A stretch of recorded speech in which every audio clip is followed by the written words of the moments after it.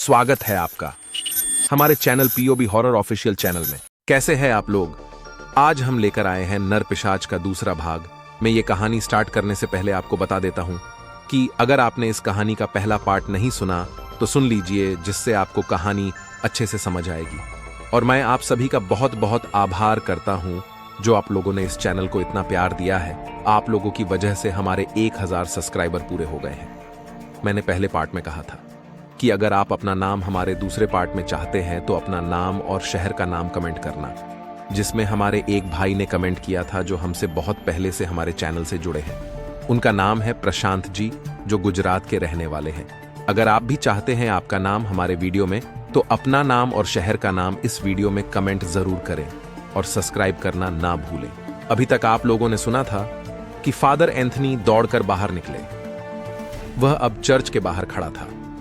थोड़ी देर वहीं खड़े रहने पर कोई आकृति उनकी तरफ बढ़ती हुई दिखाई दी। जैसे ही उनकी नजर उस घोड़े पर पड़ी, उनकी बाँछें खिल गईं। जेनेलिया अभी भी उस घोड़े की पीठ पर सवार थी। अगले ही पल वह काला घोड़ा साएं की आवाज करता हुआ फादर के सामने से निकल गया। यह देखकर फादर एंथनी की आंखें फटी की फटी रह गईं। यह उनकी योजना के अनुरूप बिल्कुल भी नहीं था। फादर एंथनी उसके पीछे भागे। उन्होंने देखा कि वह काला घोड़ा उस चर्च के पीछे वाले कब्रिस्तान के पास जाकर रुक गया था। अब आगे की कहानी स्टार्ट करते हैं। अपने ईयरफोन लगा के तैयार हो जाइए।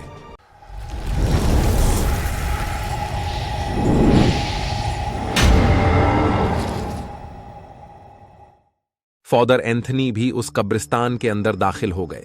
अचानक उस काले घोड़े ने अपनी टांगों को उठाकर एक जोरदार झटका दिया, जिसकी वजह से जेनेलिया पछाड़ खाती हुई नीचे गिर पड़ी। वह घोड़ा वहां से मुड़ा और किसी अंधेरे में गुम हो गया। फादर एंथनी डिकोस्टा ने देखा कि जेनेलिया बेसुध होकर धरती पर गिरी हुई थी और उसके आंखों से अश्रु की धारा उसके गालों से होते हुए उसके कानों तक जा रही थी। थोड़ा और करीब आने पर फादर एंथनी डिकोस्टा ने देखा कि जेनेलिया के वक्ष के पास वाला हिस्से के पास वह पोशाक थोड़ा सा फटा हुआ था। उसे उसने इस तरह कभी इतना बेबस नहीं देखा था। फादर ने उसके वक्ष को पूर्व स्थिति में करते हुए उसके जिस्म को हिलाया और बोले, जेनेलिया, क्या तुम ठीक हो? जेनेलिया की तरफ से किसी भी तरह की प्रतिक्रिया नहीं आई। फादर एंथनी डिकोस्टा ने उसकी नब्ज टटोली तो कोई हलचल नहीं हुई। फादर ने अपने कानों को उसके वक्ष स्थल के पास ले जाते हुए उसकी धड़कनों की रफ्तार जानने का प्रयास किया तो पता लगा कि धड़कनें अभी सुचारू रूप से काम कर रही थीं। जेनेलिया की छाती के पास एक अजीब किस्म की गर्मी महसूस हुई। फादर एंथनी डिकोस्टा ने झट से अपना सिर उस जगह से हटाया। उन्होंने देखा कि केविन वहां खड़ा था। उसे वहां देखते ही फादर एंथनी डिकोस्टा बोले, तुम यहां क्या कर रहे हो? तुम्हें तो इस वक्त प्रार्थना भवन में होना चाहिए था। मैंने कहा था ना कि जब तक मैं तुम्हें आवाज न दूं, यहां नहीं आना है। फादर डिकोस्टा ने एक सांस में ही गुस्से में सारी बात कह डाली, जिसे सुनने के बाद केविन बड़ी सहजता से बोला, फादर, मैं प्रार्थना भवन में ही था कि अचानक मुझे किसी की चीख सुनाई दी, मानो जैसे कोई ऊंचाई से गिरा हो। उस चीख से वह प्रार्थना भवन गूंज उठा। मैंने जैसे ही अपनी बंद आंखें खोलीं तो देखा कि 11 मोमबत्तियां अपने आप ही बुझ गईं। फिर मैंने उस आवाज का पीछा किया तो देखा कि आप जेनेलिया को। ये कहते कहते वह रुक गया। फादर एंथनी डिकोस्टा उसकी बात सुनते ही बिना कुछ प्रतिक्रिया दिए उन दोनों को वहां अकेला छोड़ कहीं चले गए। जेनेलिया और केविन एक दूसरे का मुंह देखने लगे। वो थोड़ी देर एक दूसरे के चेहरे से ही सवाल जवाब करते रहे। थोड़ी देर में जब फादर एंथनी डिकोस्टा वापस आए तो उनके पास एक झोला था जिसमें कुछ सामान था। शायद उन्होंने इस सामान को पहले से तैयार करके रखा हुआ था। उन्हें पता था कि इन सारे सामानों की आज जरूरत पड़ने वाली थी। फादर एंथनी डिकोस्टा ने जेनेलिया के मुंह पर कुछ छिड़का। ऐसा करते ही वह झट से उठकर बैठ गई। उसने अपने कपड़े व्यवस्थित किए। जैसे ही उसकी नजर नीचे पड़ी, वह चौंक कर खड़ी हो गई। वह किसी कब्र के ऊपर लेटी हुई थी। फादर एंथनी डिकोस्टा की तरफ सहमे हुए देखा, जैसे वह उनसे कोई जवाब सुनना चाहती हो। हाँ जेनेलिया, यह कब्र उसी नरपिशाच की है। तुम्हारा प्रयास सराहनीय रहा। अब हम मंजिल के काफी करीब हैं। चलो अब खुद को संभालो, हमारे पास अब ज्यादा वक्त नहीं है। फादर एंथनी डिकोस्टा ने एक सांस में उससे यह कहा। यह सुनते ही जेनेलिया के पांव के नीचे से जमीन खिसक गई। वह मन ही मन बहुत से सवालों में घिर गई। वह समझ गई थी कि अब उसे वैसा ही करना था जैसा फादर चाहते थे।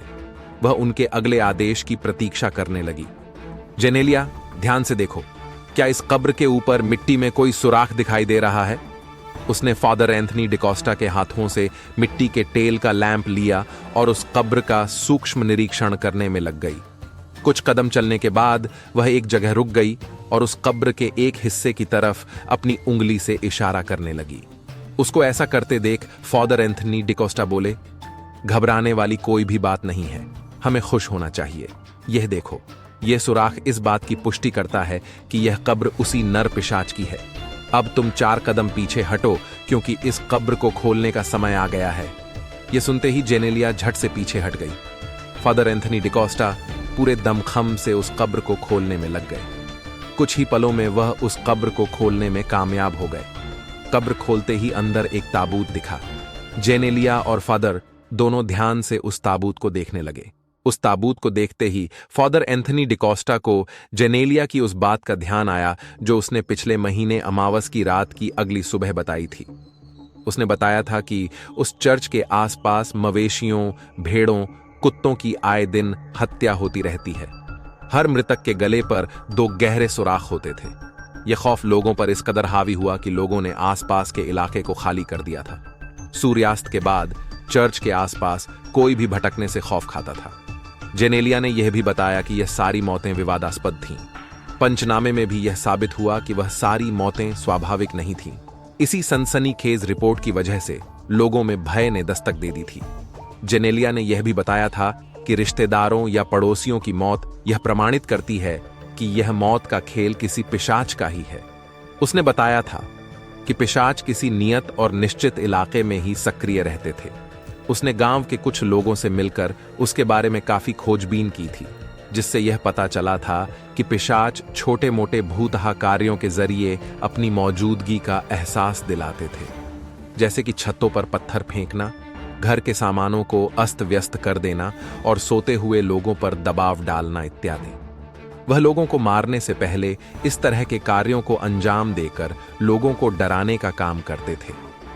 वह इस बात को भली भांति जानते थे कि इस तरह की हरकतों से लोगों को शारीरिक और मानसिक रूप से कमजोर किया जा सकता है, जिससे उनका काम और भी आसान हो जाता था और वह उसे अपना शिकार आसानी से बना लेता था। क्या हुआ फादर? आप किन ख्यालों में खो गए? 12 बजने में बस आधा घंटा ही शेष है। अचानक से केविन ने फादर के बाजू को पकड़कर हिलाते हुए उनका ध्यान तोड़ा। उसने अपनी कलाई पर बंधी घड़ी को दिखाते हुए उन्हें आगाह भी किया था कि नर पिशाच के खात्मे के लिए उनके पास अब ज्यादा वक्त नहीं है।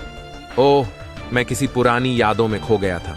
चलो, कोई बात नहीं, इतना समय हमारे लिए पर्याप्त है। मैं अब इस पिशाच के वजूद को खत्म करके ही रहूंगा। यह कहने के साथ ही फादर एंथनी डिकोस्टा ने एक तेज धारदार हथियार से ताबूत के लॉक को तोड़ा। वह वार इतना प्रचंड था कि वातावरण में लॉक के टूटने की आवाज गूंज उठी। वे उस ताबूत के करीब आए और उन्होंने उस ताबूत के चारों ओर कोई पवित्र जल का छिड़काव किया। ऐसा करने के बाद वे जेनेलिया के करीब आए और बोले, जाओ जेनेलिया, मैंने अपना काम कर दिया है। अब तुम्हें ही इसका हमेशा हमेशा के लिए नामो निशान मिटाना होगा। मगर फादर, मैं कैसे यह सब कर सकती हूं? मैं तो कुछ जानती भी नहीं। घबराओ नहीं, मैंने इस ताबूत के चारों तरफ पवित्र जल डालकर इसको कुछ देर के लिए अपने वश में कर लिया है। यह अब तुम्हारा कुछ भी नहीं बिगाड़ सकता। मैं जैसा जैसा कहता जाऊं, बस तुम वैसे वैसे मेरे निर्देश का पालना करती जाओ। फादर एंथनी डिकोस्टा की बात सुनते ही उसने फिर से अपना सिर हां में हिला दिया और उनकी अगली आज्ञा की प्रतीक्षा करने लगी। जाओ, इस ताबूत के ढक्कन को खोलो और इसके अंत की ओर पहला कदम बढ़ाओ। यह सुनते ही केविन जेनेलिया की मदद करने के लिए आगे बढ़ने लगा। तभी फादर एंथनी डिकोस्टा लगभग चीखते हुए बोले, नहीं केविन, तुम्हें जितनी मदद करनी थी तुम कर चुके। इस ताबूत को जेनेलिया को ही खोलने दो। उसे कोई कुंवारी युवती ही खोल सकती है। यदि वह कुंवारी नहीं है तो तुम बेशक उस ताबूत को खोलने जा सकते हो। यह कहने के साथ फादर एंथनी डिकोस्टा जोर जोर से हंसने लगा, मानो जैसे कि वह सच जानता हो और उसके मुंह से सुनना चाहता था। केविन बुट बनकर बस देखता ही जा रहा था। ये निर्देश सुनते ही जेनेलिया मिट्टी के जलते लैंप को वहीं जमीन पर रखती हुई आगे बढ़ी। उसने एक झटके से उस ताबूत के ढक्कन को खोल दिया। ढक्कन खोलते ही वह 2 कदम पीछे हट गई। उसने उस ढक्कन को वहीं पास की जमीन पर रख दिया। मिट्टी के लैंप की मध्यम रोशनी उस पिशाच के धड़ वाले हिस्से तक जा रही थी। उस पिशाच का धड़ अपेक्षा से अधिक स्वस्थ और गोल मटोल दिख रहा था। जेनेलिया का उसे इस तरह हृष्ट-पुष्ट देख आश्चर्य का ठिकाना नहीं रहा। वह फादर एंथनी डिकोस्टा की तरफ देखती हुई बोली, यह तो अद्भुत है। भला यह कैसे हो सकता है? यह तो पूरी तरह से स्वस्थ है। और सबसे अजीब बात तो यह है कि इतने सालों से इस ताबूत में रहने के बावजूद इसके शरीर से किसी प्रकार की बदबू नहीं आ रही है। भला यह कैसे संभव हो सकता है? जेनेलिया की बात सुनते ही फादर एंथनी डिकोस्टा मुस्कुराते हुए बोले, नरपिशाच वास्तव में रात्रिचर होते हैं। यह हर अमावस की रात ही अपने शिकार की तलाश में इस ताबूत से बाहर निकलते हैं। इसे जानवर, मवेशी या कोई इंसान जो भी पहले आसानी से मिल जाए, वह उसके रक्त को चूसकर अपनी भूख को शांत करता है। उसके बाद यह पूरी रात भटक कर अपने कुछ शौक को पूरा करते हैं। फिर यह सूर्योदय से पहले अपने इस कब्र में आकर विश्राम करना पसंद करते हैं। ताजे ताजे रक्त इनमें ऊर्जा का संचार करते हैं। ताजे रक्त की वजह से ही यह खुद को जवान और ताकतवर रखने में सफल रहते हैं। फादर, आपकी नरपिशाच की सारी जानकारी एकदम सटीक है। मुझे तो लगता है कि इतनी जानकारी तो इस नरपिशाच को भी नहीं होगी। आपका यह ज्ञान आपके इस अनुभव और कार्य कौशलता को दर्शाता है। वास्तव में अब मुझे पूर्ण विश्वास हो गया है कि आप अपने मंसूबों में कामयाब होंगे। देखो, अब बातों में अपना वक्त जाया मत करो, इससे पहले कि 12 बज जाए और यह शैतान फिर से जागृत हो जाए। हमें इसका अंत करना ही होगा। यह कहने के बाद फादर ने अपने साथ लाए हुए थैले में से मुट्ठी भर सरसों के दानों को निकाला और उस कब्र की परिक्रमा करते हुए उस ताबूत के चारों ओर छिड़कने लगा। फिर अपनी पूर्व जगह पर आकर खड़ा हो गया। फादर ने अपने एक थैले से जंगली गुलाब की एक टहनी और वन संजली का एक पौधा उस ताबूत में फेंक दिया। अचानक चमगादड़ों का एक झुंड कहीं से आ गया और फादर के सिर के ऊपर से साएं करता हुआ निकल गया। यदि वह समय पर न झुकते तो निश्चित ही उन्हें भारी नुकसान उठाना पड़ सकता था। इस दृश्य को देखकर जेनेलिया कांप उठी। फादर उसके करीब गए और जेनेलिया के मुख से उस विशेष परिधान से नाकाब को एक झटके से उसके चेहरे से जुदा किया। जेनेलिया ने झट से अपने दोनों हाथों से अपनी छाती को ढकने का प्रयास किया। उसे अब यह झांत हो चुका था कि उसके इस विशेष परिधान के छाती वाला कुछ हिस्सा फट चुका था। वह इस अजीब सी हालात का सामना करने को विवश थी। उसने देखा कि फादर की आंखों में फिर से विशेष प्रकार की चमक आ गई थी और चेहरे पर रहस्यमयी मुस्कान थी। तुम इतनी घबराई हुई क्यों हो? डरो मत, ऐसा करना आवश्यक था। सच कहूं तो अब इस पोशाक की कोई जरूरत नहीं है, क्योंकि इसका कार्य बस इस पिशाच की कब्र तलाशने के लिए ही था।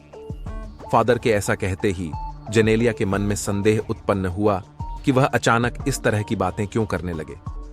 उसने उसका ध्यान हटाते हुए कहा, फादर, जल्दी करें। हमारे पास अब बस 5 मिनट का ही समय शेष है। हाँ, तुमने सही याद दिलाया। अब हम लगभग आखिरी चरण में पहुंच चुके हैं। यह लो लहसुन और उसके मुंह को खोलकर अंदर डाल दो। लेकिन वह शैतान इसी बीच जाग उठा तो उसके लिए मैं यहां हूं। तुम उसकी तनिक भी चिंता न करो। मैंने उससे निपटने के सारे उपाय करके रखे हुए हैं। मैं तुम्हारा बाल भी बांका नहीं होने दूंगा। जेनेलिया ने झट से कुछ लहसुन अपने हाथों में ले लिया और उस ताबूत के अंदर जा पहुंची। उसके चेहरे को वह सही ढंग से नहीं देखा पा रही थी। उसने फादर की तरफ देखते हुए कहा, मुझे इसका चेहरा साफ साफ नजर नहीं आ रहा है।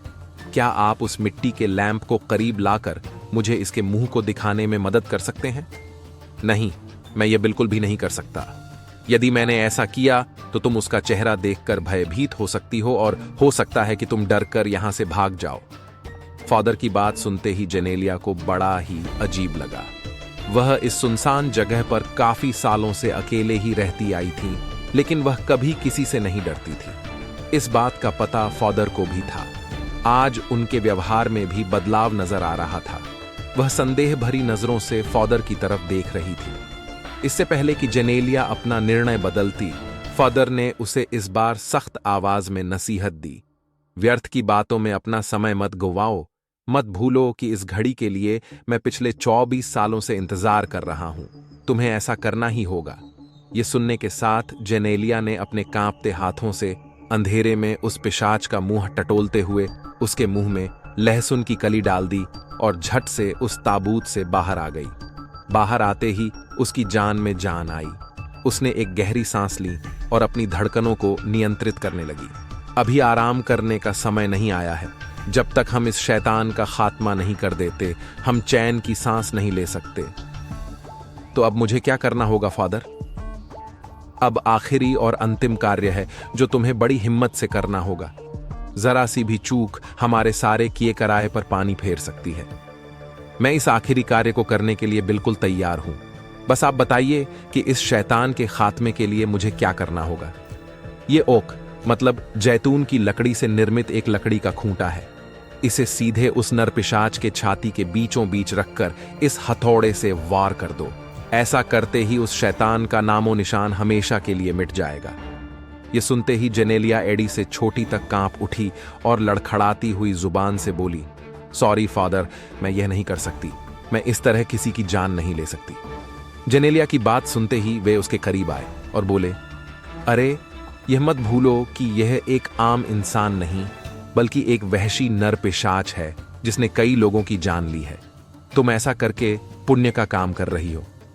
फादर, बुरा न मानो तो एक बात कहूं? जेनेलिया की बात सुनते ही फादर ने अपने सिर को हिलाकर स्वीकृति दी। जेनेलिया ने गले के नीचे अपने थूक को गटका, फिर बोली, बिल्कुल ऐसा ही खूंटा मेरे पास हुआ करता था और मुझे उस रात से नहीं मिल रहा है जिस रात को केविन।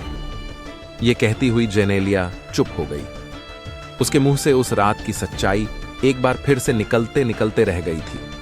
वह करती भी क्या? उसने जब उस जैतून की लकड़ी से निर्मित खूंटे को फादर एंथनी के हाथ में देखा तो वह खुद को रोक नहीं पाई थी और उसने विरोधाभास शब्द की शक्ल ले ली थी। क्या हुआ जेनेलिया, आगे बोलो। कहीं आगे बोलने में शर्म तो नहीं आ रही? केविन वहीं खड़ा उन दोनों की बात सुन रहा था। अब उसका शक यकीन में बदल गया था कि फादर एंथनी को उस रात की घटना की सच्चाई कहीं न कहीं पता थी। उसने मौके की नजाकत को देखते हुए बात को घुमाते हुए कहा, फादर, उसके सीने में खूंटे गाड़ने वाला काम क्या आप नहीं कर सकते? यह सुनते ही फादर उसके चेहरे की तरफ देखते हुए बोले, काश कि यह काम मैं कर पाता। मैं चाहकर भी ऐसा नहीं कर सकता। मैं बस मार्गदर्शन ही कर सकता हूं। केविन ने पुनः सवाल किया, लेकिन इसके पीछे भी तो कोई वजह होगी।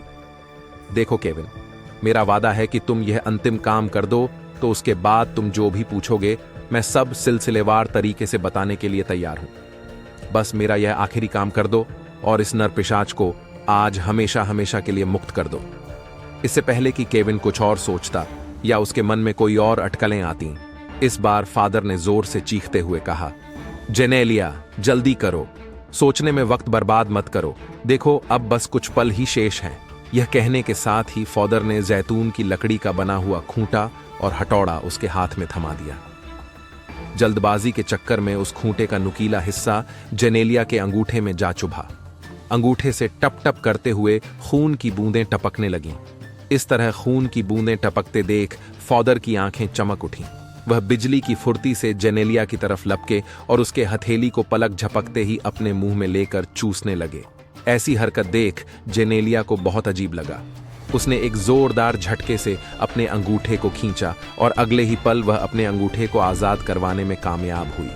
उसे ऐसा करते देख फादर बोले, अरे मूर्ख, इस लाल गाढ़े खून को ऐसे जाया नहीं करते। ला, इधर ला अपना अंगूठा। फादर उस अंगूठे को चूसने के लिए हक दिखाकर मांगने लगा, मानो जैसे वह अपना ही अंगूठा उससे मांग रहे हों। इस बार जेनेलिया गुस्से से भड़कती हुई बोली, फादर, क्या आप पागल हो गए हैं? इस तरह से भला अंगूठा कौन चूसता है? मुझे दर्द हो रहा है। जेनेलिया की बात सुनते ही फादर बोले, मेरी मां बचपन में कहा करती थी कि यदि इस तरह से हथेली कहीं से कट जाए तो उसे झट से चूस लेना चाहिए ताकि खून का बाहर निकलना जल्दी से बंद हो जाए। ये कहते के साथ फादर एंथनी डिकोस्टा ने दोबारा से उस अंगूठे को मुंह में लपक लिया। उसकी हथेली को इस बार सख्ती के साथ जकड़ते हुए फिर से चूसने लगा। यह सब इतनी फुर्ती से हुआ था कि जेनेलिया को संभलने का मौका भी नहीं मिल पाया था। उसे अब अपने अंगूठे में दर्द होने लगा था और वह कराहने लगी थी। वह अपने उस अंगूठे को फादर एंथनी के मुंह से निकालने की कोशिश कर रही थी, लेकिन वह अपने प्रयास में सफल नहीं हो पा रही थी। केविन आगे बढ़ा। उसने एक झटका देते हुए फादर एंथनी को जेनेलिया के संपर्क से दूर किया। धक्का इतना तेज था कि फादर एंथनी डिकोस्टा अगले ही पल जमीन पर गिर पड़े। अगले ही पल केविन फादर एंथनी डिकोस्टा पर झपटा और बोला, दोस्त, बस बहुत हुआ तेरा ये खेल। मुझे पता था कि यहां कोई भी नरपिशाच नहीं है। ये सब बस तेरा ही बनाया हुआ खेल है। तूने खुद ही लोगों में डर पैदा किया हुआ है ताकि तू जैसा कहे लोग वैसा करें। तू ही वो काल्पनिक नरपिशाच है। उसकी बात सुनते ही इस बार फादर एंथनी डिकोस्टा जोर जोर से हंसने लगा। उसकी हंसी उस कब्रिस्तान में गूंज रही थी। कुछ देर हंसने के बाद वो बोला, तो मिस्टर डिटेक्टिव, दाद देना चाहूंगा तुम्हारे दिमाग की। उसकी बात सुनते ही केविन इस बार घबराते हुए बोला, तो तुम्हें मेरे बारे में जानकारी पहले से थी कि मैं कोई डिटेक्टिव हूं? फादर एंथनी डिकोस्टा बोले, मैं कई सालों से यहां इस जगह पर रहता आया हूं। यहां के चप्पे चप्पे से मैं पूरी तरफ वाकिफ हूं। तुम्हें यहां आए हुए अभी दिन ही कितने हुए हैं? उनकी यह बात सुनते ही केविन बोला, मतलब जेनेलिया के खूंटे को आपने ही गायब किया था? वह सच बोल रही थी? फादर एंथनी डिकोस्टा बोले, हां, उस रात की घटना को मैं कैसे भूल सकता हूं। उसी रात से मुझे तुम दोनों पर से भरोसा उठ गया था। दरअसल उस रात गार्ड थॉमस ने तुम्हें जेनेलिया के कमरे में जाते हुए देख लिया था। वह भागते हुए मेरे पास आया और बोला कि उसने तुम्हें जेनेलिया के कमरे में जाते हुए देखा था। तुम दोनों को यह जानकारी नहीं होगी कि मैंने गार्ड थॉमस को केविन पर नजर बनाए रखने के लिए कहा था। वह मुझे तुम्हारे हर घंटे की जानकारी देता था। मैंने जैसे ही यह खबर सुनी कि आधी रात के समय दोनों एक ही कमरे में हो तो मुझे बहुत गुस्सा आ गया था। मुझे मेरी इतनी सालों की मेहनत पर पानी फिरता हुआ दिख रहा था। मैं किसी कीमत पर जेनेलिया का कौमार्य भंग नहीं होने नहीं दे सकता था। मैं उसके 25 वर्ष पूर्ण होने का इंतजार कर रहा था, क्योंकि आज के इस प्रयोग में वह नरपिशाच के खात्मे के लिए बहुत जरूरी थी। मैं झट से जेनेलिया के कमरे की तरफ सीढ़ियों के सहारे ऊपर आ गया। मैं जैसे ही वहां दरवाजे पर आया तो तुम दोनों की बातें सुनकर मैं वहीं रुक गया। जब मैंने वहां कान लगाकर सुनने की कोशिश की तो पता लगा कि तुम लोग किसी विशेष खूंटे की बात कर रहे थे। जेनेलिया यह कह रही थी कि उसके पास यह खूंटा है जिसके दम पर वो रात को सुनसान जगह भी निकल पड़ती थी। मैंने खिड़की से देखा तो मैं अवाक रह गया। तुम दोनों नग्न अवस्था में गुत्थम गुत्थी कर रहे थे। मैं मारे गुस्से के जल भुन गया, लेकिन मैं उस वक्त मजबूर था। बाजी मेरे हाथ से निकलती दिख रही थी। तभी मेरे दिमाग में एक योजना कौंधी। मैं चुपचाप से वापस अपने कमरे में आ गया। मैं अब उस खूंटे को उससे हथियाने के चक्कर में था और मुझे उस रात वो सुनहरा मौका मिल गया था। मैं साथ ही यह भी बताना चाहूंगा कि उसी रात थॉमस और मैंने मिलकर एक प्लान बनाया। उसी दिन एक 6 माह के बच्चे को उस कब्रिस्तान में कोई दफना के गया था। योजना के तहत थॉमस ने वही किया जो मैं चाहता था। मैंने उसे स्टोर रूम से निकालकर एक लोहे का भाला दिया और उसे समझा दिया कि क्या करना है। उसी रात थॉमस चुपके से कब्रिस्तान के अंदर दाखिल हुआ और उसने उस छोटे बच्चे का सिर उसके धड़ से अलग किया। वह कोई 6 माह के बच्चे का सिर था। उसने उस भाले को कब्रिस्तान के बाहर मिट्टी में घुसा दिया। भाले के ऊपरी सिरे पर उसने उस बच्चे का सिर इस तरह से व्यवस्थित कर दिया ताकि कोई दूर से भी देखे तो उसके रोंगटे खड़े हो जाएं। उसे मैंने कब्रिस्तान के पिछले वाले हिस्से में छुपकर नजर बनाए रखने के लिए कहा और खुद अपनी खिड़की से उस बच्चे के सिर पर नजर बनाए रखी। चंद घंटे बाद ही मेरी योजना कामयाब होती दिख गई जब मेरी नजर तुम दोनों पर पड़ी। मैंने देखा कि तुम दोनों उस बच्ची के सिर के पास मौजूद थे। फिर थोड़ी देर में उस बच्ची के सिर को लेकर उसे कब्रिस्तान में दफनाने चले गए। मैंने उस मौके का फायदा उठाया और तुम्हारे कमरे से इस खूंटे को ले आया। यहां तक कि जब मैं शिमला गया था तो इसे अपने साथ लेकर ही गया था, क्योंकि इसके अतिरिक्त मेरे पास कोई चारा भी नहीं था। क्योंकि जो तरीका मुझे पता था उसमें लड़की का कुंवारा होना परम आवश्यक था। उस नरपिशाच का खात्मा करने के लिए वह सबसे उत्तम और अद्वितीय उपाय था। केविन ने उसकी बात सुनते ही बीच में कहा, बस अब बंद करो ये ढोंग। तुम उस नरपिशाच को मारने के चक्कर में खुद इंसान से हैवान बन चुके हो। किसी खूंटे को प्राप्त करने के लिए कोई ऐसी घटिया हरकत करता है क्या? तुमने वाकई में उस नरपिशाच को पकड़ने के लालच में खुद को किसी शैतान की तरह बना लिया है। तुम्हारा जिंदा रहना वाकई इस समाज के लिए अभिशाप साबित हो सकता है। आज की रात वाकई तेरी आखिरी रात है। मैं तुझे जिंदा नहीं छोड़ूंगा। तेरी मौत के बाद वैसे भी सब यही समझेंगे कि तुझे उसी तथाकथित नरपिशाच ने ही मारा है। ये कहते के साथ केविन फादर एंथनी के ऊपर झपट पड़ा। दोनों में मल्ल युद्ध जारी हो गया था। लड़ते लड़ते कभी वो केविन के जिस्म के ऊपर आ जाता तो कभी नीचे। इस तरह से काफी देर तक इस तरह कुश्ती चलती रही। अचानक फादर एंथनी ने अपनी जेब से उस जैतून के खूंटे को बाहर निकाला और आंखों में चमक दिखाते हुए बोले, मैं तुझे मारना तो नहीं चाहता था, लेकिन मेरे और उस नरपिशाच की जंग में जो भी आएगा उसे इसकी कीमत अपनी जान देकर चुकानी पड़ेगी। मूर्ख, अब मरने को तैयार हो जा। ये कहते हुए उसने उस खूंटे से केविन पर वार किया। केविन पीछे हटने के चक्कर में गिर गया। उसे धरती पर गिरा देख वह ऐसे खुश हो गया जैसे मकड़े के जाल में कोई कीट अपने आप फंस गया हो। वह मुस्कुराते हुए बोला, तेरी कोई अंतिम इच्छा है तो बता दे। मैं यह तो नहीं कहता कि वो पूरी करूंगा, लेकिन तेरी उस इच्छा को याद जरूर रखूंगा।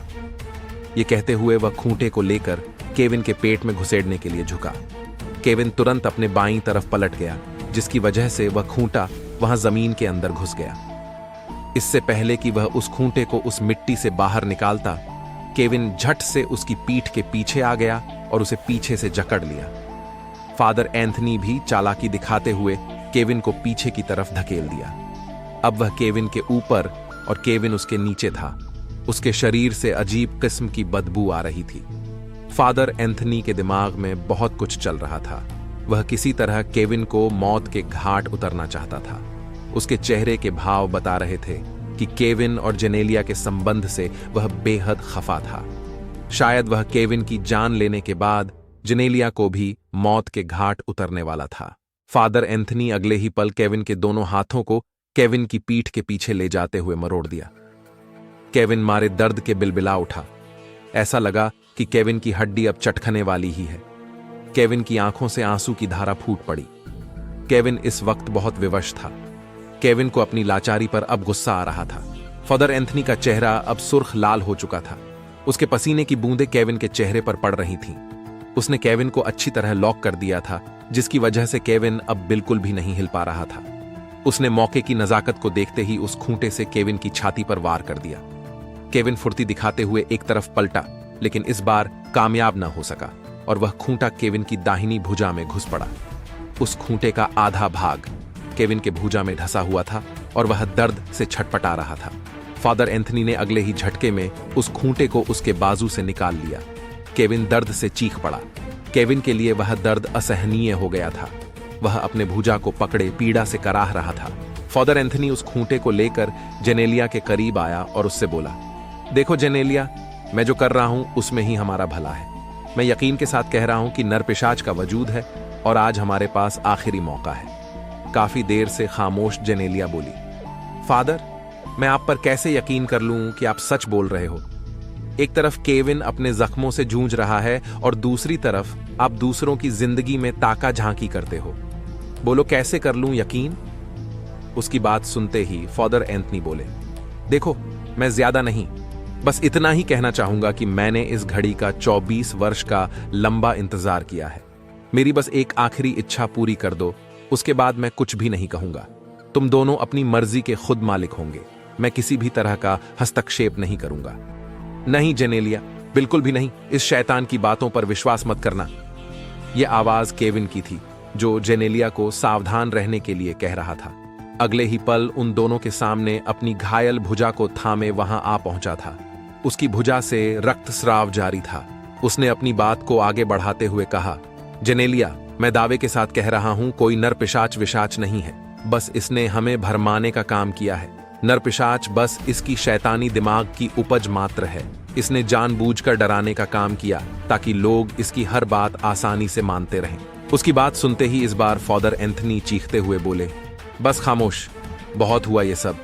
मेरी खामोशी को मेरी मजबूरी मत समझो। जेनेलिया, मेरी बात ध्यान से सुनो। तुमने अपनी जिंदगी के इतने साल चौहड़पुर को दिए हैं। तुम उस नरपिशाच से अच्छी तरह वाकिफ हो। मेरा एक बार आखिरी बार यकीन करके ये काम कर दो बस। जेनेलिया फादर एंथनी के करीब आई और बोली, फादर, आपने जो कृत्य किए हैं वो माफी के योग्य कतई नहीं है। मैं भी केविन की जगह होती आपकी जान लेना ही चाहती, लेकिन मैं इस बात से भी अच्छी तरफ वाकिफ हूं कि आपने आधी जिंदगी नरपिशाच के खात्मे के इंतजार में बीता दी है। मैं भी कहीं ना कहीं उस नरपिशाच के वजूद पर विश्वास करती हूं, इसलिए मैं एक बार आपकी मदद जरूर करना चाहूंगी। जेनेलिया के ऐसा कहते ही केविन चकित सा हो जाता है।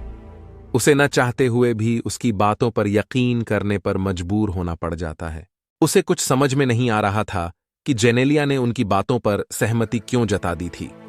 वह इतनी समझदार होते हुए भी फादर एंथनी के झांसे में क्यों आ गई थी। अचानक इस आवाज ने उन तीनों का ध्यान तोड़ा।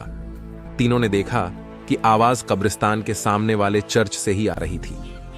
12 बार टन टन की आवाज करते हुए वह आवाज खामोश हो गई। इस आवाज ने सबको सूचित कर दिया था कि रात के ठीक 12 बज चुके हैं। अचानक इस आवाज को सुनते ही फादर का चेहरा पीला पड़ने लगा। फादर ने उखड़ती सांसों से कहा, जेनेलिया, अब जल्दी करो, उस खूंटे को उस शैतान के सीने पर रखकर हथौड़े से जल्दी वार करो।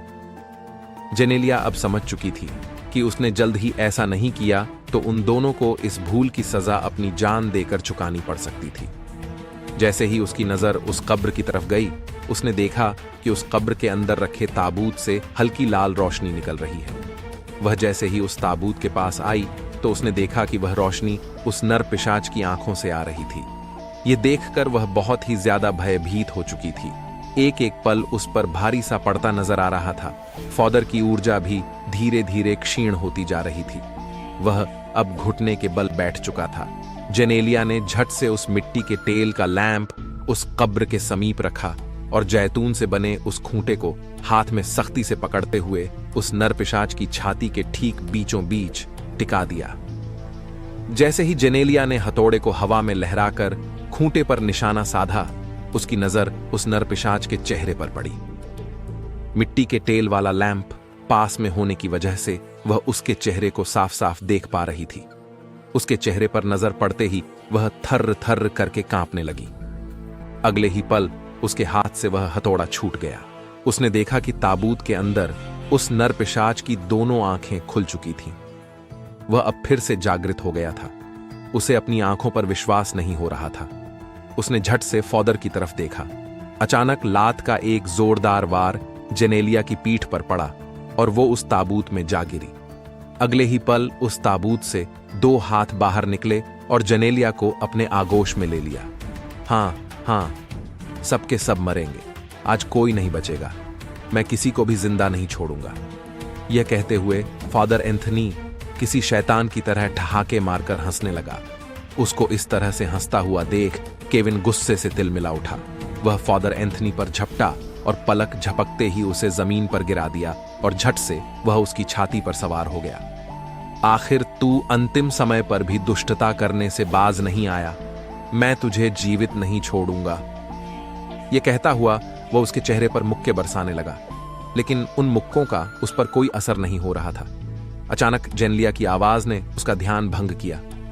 केविन, मुझे बचाओ, मुझे इस नरपिशाच से बचाओ।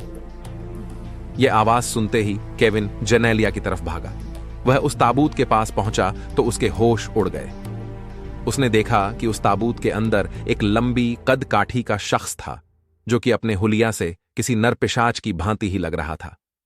उसके लाल रंग के होंठ फूले हुए थे और उसकी बाईं आंख आश्चर्यजनक रूप से खुली हुई थी।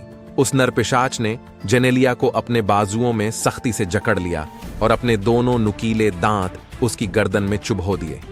जेनेलिया की हृदय विदारक चीख उस कब्रिस्तान के वीराने को चीरती हुई उसे पार कर गई थी। कुछ देर में ही उसका शरीर स्थिर हो गया।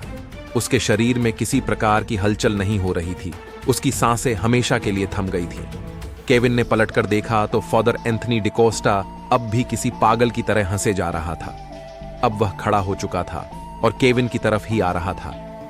केविन मृत जेनेलिया को लाख छुड़ाने की कोशिश कर रहा था, लेकिन अब भी वह उस नर पिशाच का बाल भी बांका नहीं कर पा रहा था। तभी कहीं से वह फादर एंथनी वहां आ गए और केविन की तरफ देखते हुए बोले, केविन, इस बात को अच्छी तरह से गांठ बांध लो कि आज हम दोनों की भी मौत निश्चित है। वह नर पिशाच किसी को नहीं छोड़ने वाला। इन सभी की मौतों का कारण केवल तू ही होगा। केविन लड़खड़ाती जुबान में बोला, लेकिन मैंने ऐसा क्या किया? फादर एंथनी उसके सामने आए और उसकी आंखों में आंख डालते हुए बोले, तूने ही मेरे और जेनेलिया के बीच आकर विघ्न डालने की कोशिश की है। तेरी वजह से जेनेलिया उस खूंटे का सही वक्त पर इस्तेमाल नहीं कर पाई और उसे अपने जान से भी हाथ धोना पड़ा। मुझे इस बात का हमेशा से ही अफसोस रहेगा कि मैं अपने माता पिता के कत्ल का बदला नहीं ले सका। तूने अपनी बेवकूफी की वजह से मेरी वर्षों की मेहनत और लगन को मिट्टी में मिला दिया। मेरी सारी मेहनत आज विफल हो गई और मैं उस नर पिशाच का अंत करने में नाकामयाब रहा। मैंने अपने पिता एंथनी से नर पिशाच के खात्मे के लिए दृढ़ संकल्प लिया था। मैं अपनी मृत्यु के बाद उनसे नजरें नहीं मिला पाऊंगा। यह सुनते केविन फादर एंथनी के करीब आया और बोला, अपनी मौत से पहले एक पागल बच्चे की कहानी सुनना चाहोगे? फादर एंथनी अपनी दोनों भौहों को ऊपर चढ़ाते हुए बोला, पागल? इस वक्त भला उस कहानी का क्या मतलब? केविन मुस्कुराते हुए बोला, सुनो, क्योंकि अब वह बहुत काम आने वाला है। यकीन मानो जैसे ही लगने लगे कि वह रुचिकर नहीं है, मैं उसी वक्त उस कहानी को बंद कर दूंगा। दोस्तों, इस कहानी का यह पार्ट यही खत्म होता है। अब हम जानेंगे कि केविन कौन है, कहां से आया है और क्या वो लोग उस नर पिशाच का खात्मा कर पाएंगे। तो जुड़े रहे हमारे चैनल से। अगर आप हमारे चैनल पर नए हैं तो अपना प्यार आप हमारे चैनल को सब्सक्राइब करके दे सकते हैं और अपना नाम और शहर का नाम कमेंट करना ना भूलना। अगर ये पार्ट आपको अच्छा लगा तो लाइक जरूर करें इस कहानी को। मिलते हैं आप सभी से हमारे नेक्स्ट पार्ट में। जब तक आप अपना ख्याल रखें।